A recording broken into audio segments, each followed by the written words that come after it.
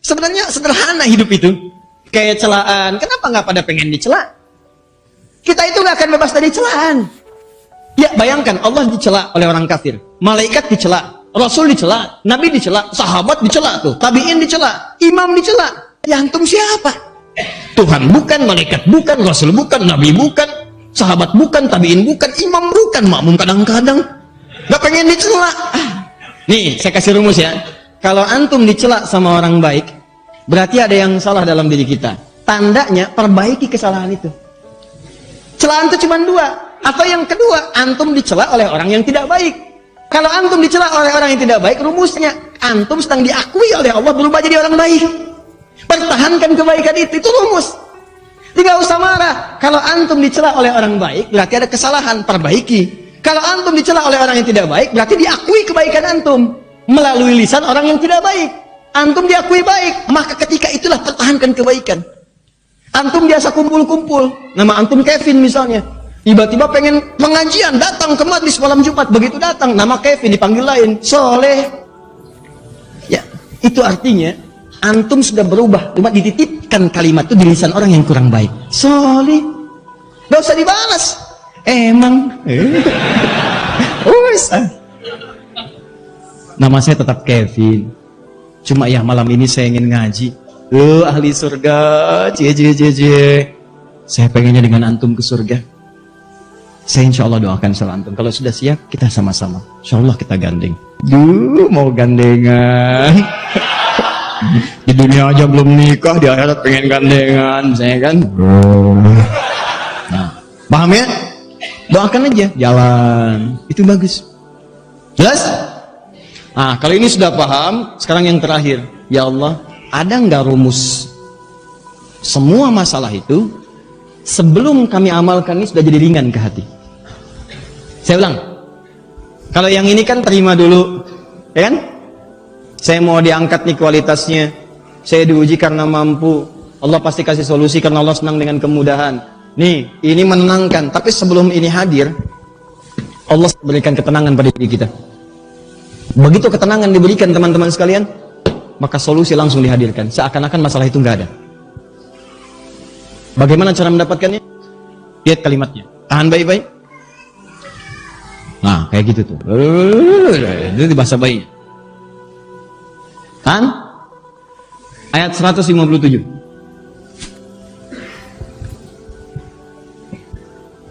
Sudah? Ada orang-orang yang oleh Allah ditanamkan rahmat dalam dirinya. Begitu rahmat ditanamkan, langsung diberi solusi. Bisa akan-akan ringan persoalannya.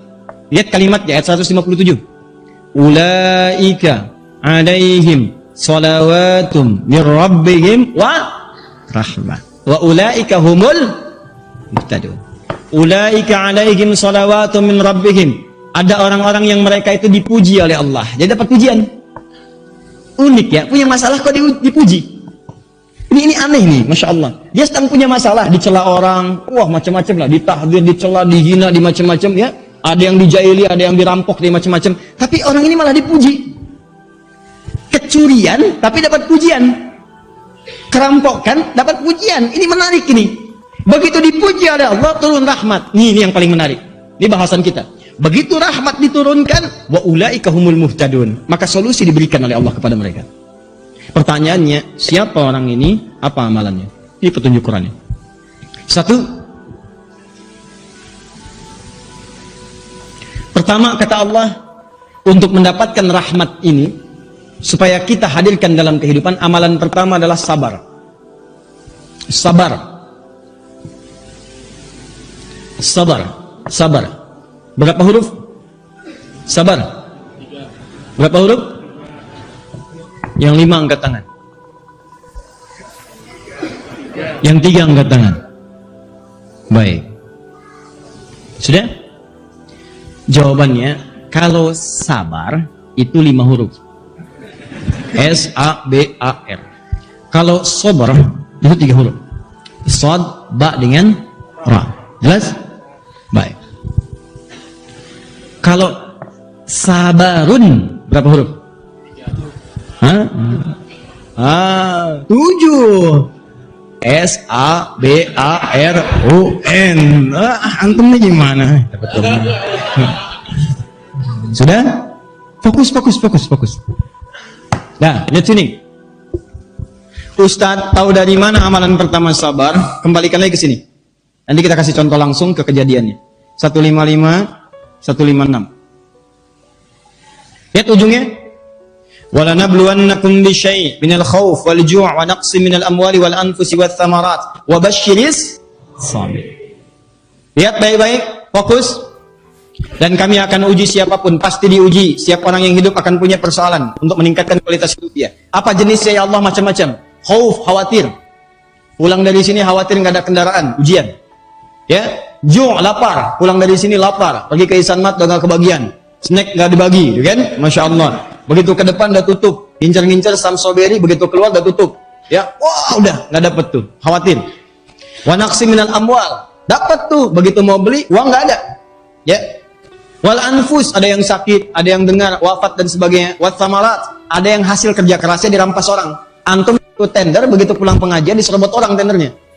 Ya, ada yang demikian, ada. Antum yang panen, maaf ya, buahnya antum yang nanam dari awal, begitu besok mau panen, besoknya udah habis buah-buahnya. Ada. Wa basyiris sabirin, kata Allah, beri kabar gembira pada orang sabar. Orang sabar tuh aneh, dapat ujian malah gembira. Akhi, antum tuh menang tender, cuman proyeknya diambil orang. Alhamdulillah. Alhamdulillah. Paham? Akhi, ini mohon maaf nih, begitu pulang saya cari sendal antum nggak ada. Innalillahi wa inna ilaihi rajiun. Nggak apa-apa. Namanya sendal kok. Sendal bisa dicari. Yang penting istri saya ada kan?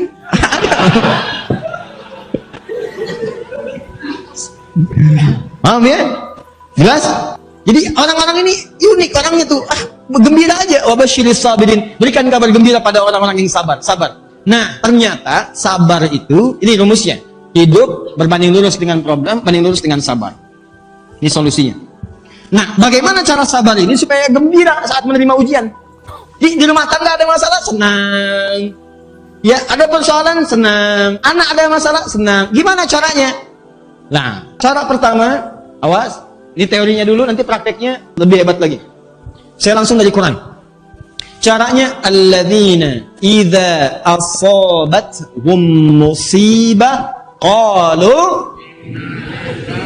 wa inna ilaihi tahan. Alladzina ismun mausulun yadullu 'alal 'amiyah. Konjungsi tapi menunjuk kepada subjek atau objek tanpa kecuali. Disebutkan 1080 kali dalam Al-Qur'an. Mencakup semua tahapan-tahapan kehidupan, mau besar, kecil, tua, muda, laki-laki, perempuan, tanpa batas semuanya. Kata Allah, semuanya tanpa kecuali yang pernah diuji. Kalau mengamalkan ayat ini maka akan diberikan kenyamanan ketika mendapat ujian.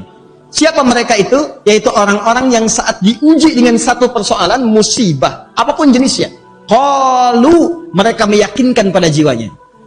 Awas, bukan sekedar berkata.